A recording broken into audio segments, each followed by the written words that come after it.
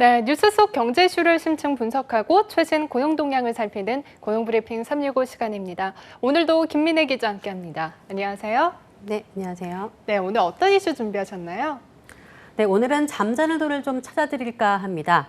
이미 낸 세금이 내야 할 세금보다 많을 때 세금을 환급받게 되는데요. 이 직장인과 달리 자영업자나 프리랜서들은 이 환급금을 직접 신청해서 받아가야 합니다. 하지만 찾아가지 않은 환급금이 1,400억 원이 넘어서 국세청이 예년보다 한 달 먼저 시행에 나섰는데 이슈 픽에서 짚어보겠습니다. 네, 눈이 번쩍 뜨일 소식이 아닌가 싶은데요. 그런데 당초 왜 이렇게 찾아가지 않는 세금이 많이 쌓여 있게 된 건가요? 그렇죠. 미수령 환급금 약 1,400억 원, 1인당 48만 원꼴로 쌓여있는 셈이니까 굉장히 많은데요. 원인으로는 납세자가 이사 등으로 인해서 주소가 바뀌면서 미처 이 국세 환급금 통지서를 받지 못해서 수령하지 못한 게 쌓이는 경우가 많습니다. 또는 통지서를 받고도 환급금이 소액이라서 수령하지 않는 경우가 있습니다. 그래서 매번 이런 서비스를 국세청에서 하고 있는데요.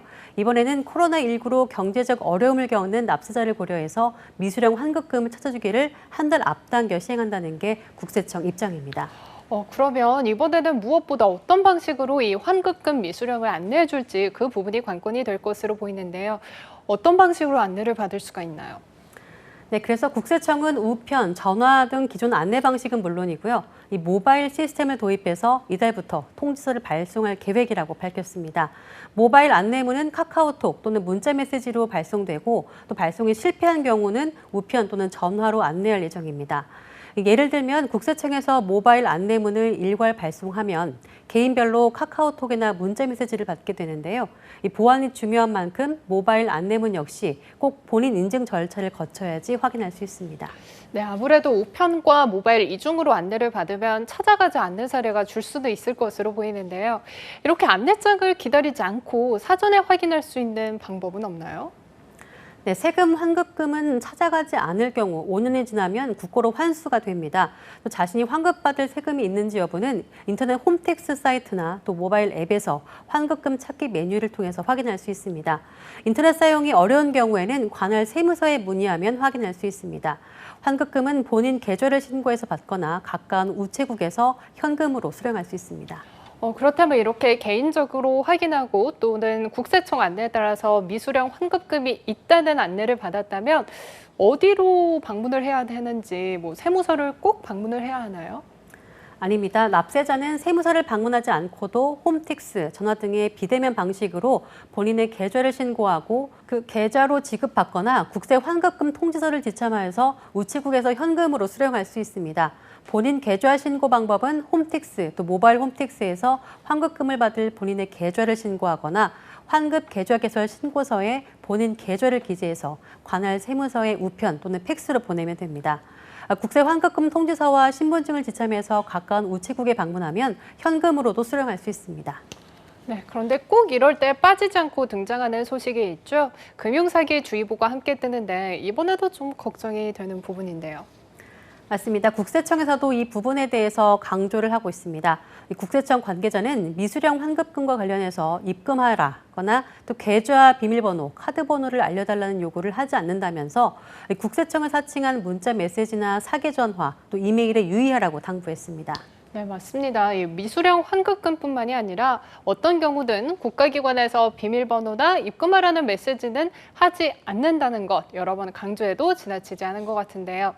이 코로나19 지원금 때도 이런 보이스피싱 사건이 많았다면서요? 네, 막상 알면서도 사기를 당하는 경우가 생기는데요. 이 코로나19 지원금 때도 울산 지역에서 국민 지원금을 받으려면 계좌번호와 비밀번호를 입력하는 전화를 받았다는 신고가 많아서 지자체가 조사에 나서기도 했습니다. 이번 환급금 사례도 과거에 비춰보면 이런 일이 발생할 수 있을 것 같은데요. 이번에 국세청 문자메시지 받으셨다면 좀 불편해도 의심부터 해보셔야겠습니다. 정부나 지자체, 또 카드사에서 보내는 공식 안내 문자는 인터넷 주소 링크가 첨부되어 있지 않습니다. 혹시라도 클릭 유도를 하는 문자를 받으셨다면 즉시 삭제하는 게 가장 안전합니다. 그렇다면 혹시나 이런 사기가 의심이 된다면 어떻게 대처를 해야 하나요? 네, 사기가 의심되면 가까운 세무서나 또 경찰청, 또 한국인터넷진흥원, 금융감독원 등에 즉시 신고해야 합니다. 안내문을 받지 못한 상태에서 전화를 받은 경우 이 세무사 홈페이지나 국세상담센터를 통해서 세무서에서 걸려온 전화가 맞는지 확인할 수 있습니다. 네, 그러고 보니 올해 종합소득세 관련해서 코로나19로 인해 납부기한이 늘어났다고 하던데 정확하게 언제까지인가요? 네, 납부기한과 신고기한이 6월 1일로 같았는데요. 올해는 코로나19 사태에 대응한 세정 지원 차원에서 업종이나 지역 구분 없이 모든 납세자의 종합소득세 납부기한이 8월 31일까지로 3개월 늦어졌습니다. 이 코로나19 사태로 매출 급감 등 피해를 본 납세자는 신고기한도 최장 3개월 연장할 수 있습니다. 특히 납세자들은 올해부터 주택임대 수입 금액이 2천만 원 이하인 경우에도 소득세 신고 대상이라는 점에 유의해야 합니다. 네, 그렇군요. 다음은 유용한 경제용어만을 쏙쏙 골라 소개하는 뉴워드 시간인데요. 오늘은 어떤 단어인가요? 네, 오늘의 뉴워드는 바로 로빈후드 효과입니다. 부자에게 부를 뺏어서 가난한 자에게 나눠준다는 부의 재분배를 도모하는 한국의 히어로 홍길동이 있듯이 외국에서는 영국의 유명 미담에 등장하는 의적 로빈후드가 있습니다.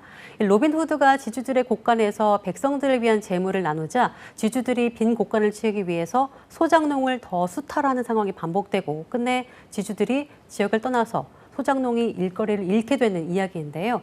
여기서 유래된 용어입니다. 소득 불평등을 해소하기 위해서 부를 재분배하지만 오히려 사회적으로 전체 부가 축소되는 현상을 말합니다. 그래서 로빈후드 효과라는 말은 주로 보수층이 쓰는 말인데요. 복지 정책을 비롯해서 사회적 분배 등의 정책에 반대하기 위해 사용하는 대표적인 효과로 꼽힙니다.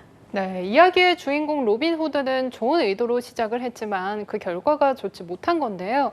이 경제뿐 아니라 다른 분야에서도 실제로 벌어질 수 있는 일인 것 같아요. 네, 그렇죠. 로빈후드 효과는 경제의 문제뿐 아니라 영화나 또 음악, 영상 등 콘텐츠를 불법적으로 내려받아서 유통해 또 시장 자체가 파괴되는 현상을 이야기할 때도 제기됩니다.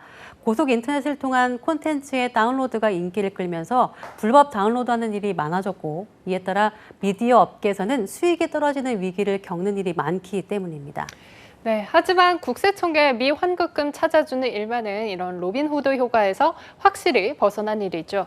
국가에 합법적으로 세금 신고를 했고 더 낸 세금이 있을 경우 돌려받게 되는 거니까요. 혹시 잊고 있는 국세 환급금이 있는지 꼭 한번 확인해 보시기 바랍니다. 오늘도 김민혜 기자와 함께했습니다. 고맙습니다.